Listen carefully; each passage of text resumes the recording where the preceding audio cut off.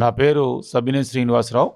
నేను భారత నౌకాదళంలో 15 సంవత్సరాలు పనిచేసి రిటైర్ అయ్యి ఇక్కడ నూజివీడులో పాఠశాల నడుపుతున్నాను. పాఠశాల పేరు త్రివిధ. ఈ భారతదేశం సర్వసత్తాక సార్వభౌమాధికార సామ్యవాద లౌకిక ప్రజాస్వామ్య గణతంత్ర భారతదేశం. ఈ దేశం శాంతి కాముక దేశం. ఈ దేశం ఎన్నడూ కూడా ఏ దేశం మీద దాడి చేసినా మనకి ఉదాహరణలు లేవు. కానీ మన పొరుగు దేశం, మనతో విడిపోయిన దేశం, వాళ్ళ ప్రాంతంలో ఆ దేశం యొక్క అభివృద్ధిని కాంక్షించకుండా మన దేశం మీద, మన అభివృద్ధి మీద విషం చల్లుతూ మన దేశ పౌరులని, మన దేశ రక్షణ వ్యవస్థని చిన్నాభిన్నం చేయడానికి ప్రయత్నిస్తుంది. అది సాధ్యం కాదు. ఎందుకంటే ఈ భారతదేశం పటిష్టమైన దేశం. ఈ భారతదేశంలో ప్రతి ఒక్కడు, చిన్నపిల్లాడి దగ్గర నుంచి స్త్రీ, ప్రతి పౌరుడు కూడా ఒక శక్తి.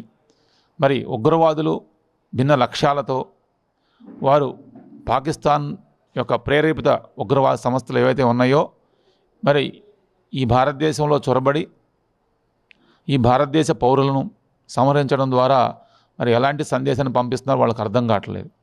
కాబట్టి ఈ సందర్భంగా మనం ఇలానే శాంతి కాముక దేశం ఇలానే ఉందామంటే కుదరదు. మనం మూతోడు జవాబు అంటాం హిందీలో, సరైన జవాబు ఇవ్వాల్సిందే. ఆ నేపథ్యంలో భాగంగా ఏ మహిళల యొక్క పసుకుంకులను వాళ్ళు నాశనం చేశారో మరి దానికి జవాబుగా ఆపరేషన్ సింధూర్ అనే పేరుతో మరి ఈ ఆపరేషన్ నిర్వహించి మరి ఉగ్రవాదులను మట్టుబెడతాం అనేది నేను మనస్ఫూర్తిగా సమర్థిస్తున్నాను.